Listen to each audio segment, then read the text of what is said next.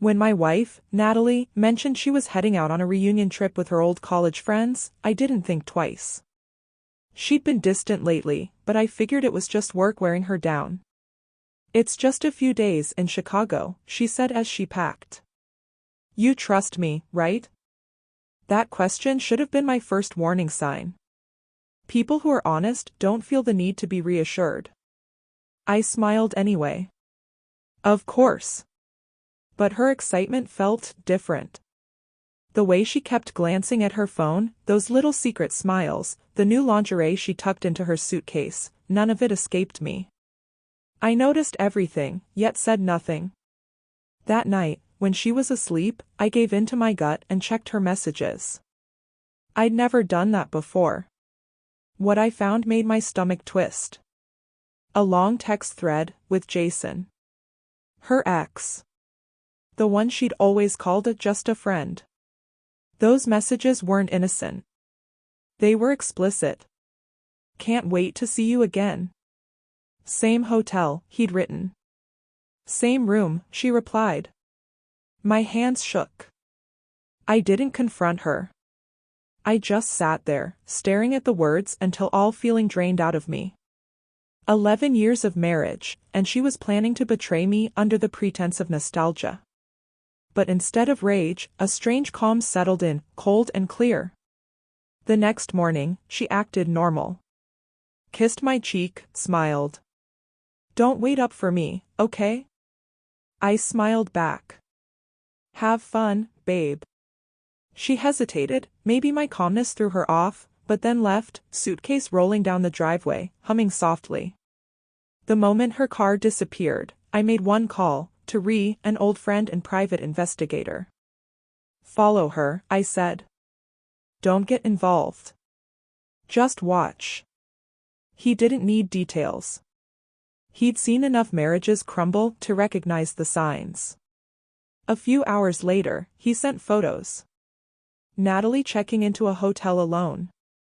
Later, Jason joined her at the bar. My pulse didn't even rise. I already knew what I was going to do. That evening, I booked a last-minute flight to Chicago. I wasn't going to confront or plead. I wanted the truth, from her own mouth. I checked into the same hotel under a different name and told Ree to keep his eyes on them. Around 8 p.m., he texted, "They're heading up to room 812. My chest tightened, but I stayed composed. I walked to the elevator, pressed the button, and stopped outside that door. Laughter, her laughter, filtered through. Once my favorite sound. Now, it felt hollow. I took a breath, knocked twice. Jason opened the door, shirt half-buttoned, his face frozen in shock. Behind him, Natalie stood pale as a ghost. "Ethan," she whispered. "What are you doing here?" I smiled, steady, calm. "Business trip," I said simply. "Didn't expect to run into you too." Jason started to speak, but I raised a hand. "Relax. I'm not here to fight." My voice stayed even. "I just came to say 2 words." Natalie's eyes darted nervously. "What 2 words?" she asked, trembling. I looked right at her.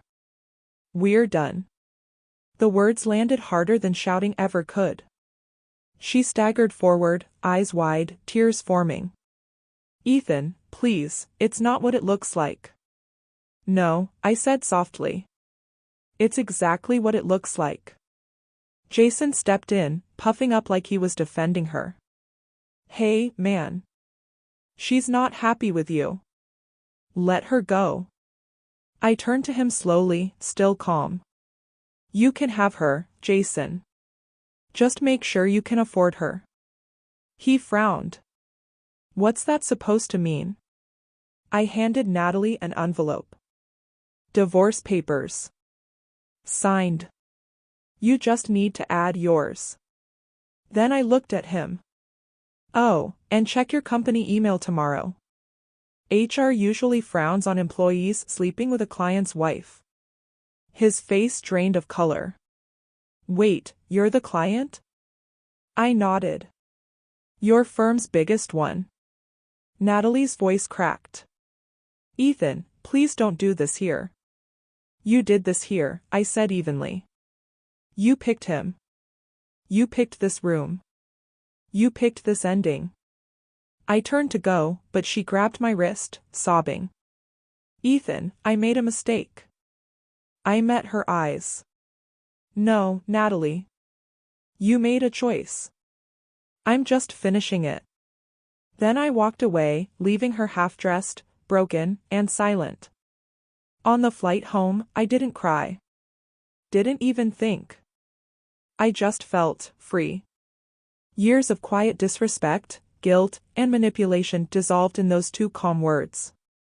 When I landed, I blocked her number, called my lawyer, and told him to file immediately. By morning, the fallout began. Jason was fired, his name ruined. Natalie called from unknown numbers, left tearful voicemails, begged for forgiveness. I never answered. I'd already said everything that needed saying. A few weeks later, one of her friends ran into me at a cafe. She said Natalie wasn't doing well, living with her parents, jobless, ashamed, barely eating.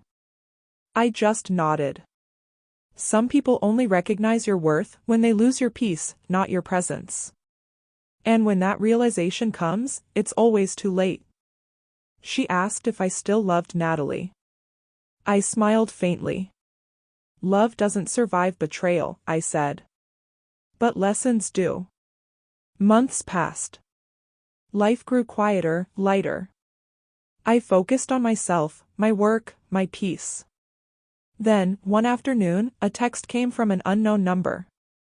I still can't forget the way you looked at me that night. I didn't reply. Because that's the thing about calm revenge, it doesn't scream.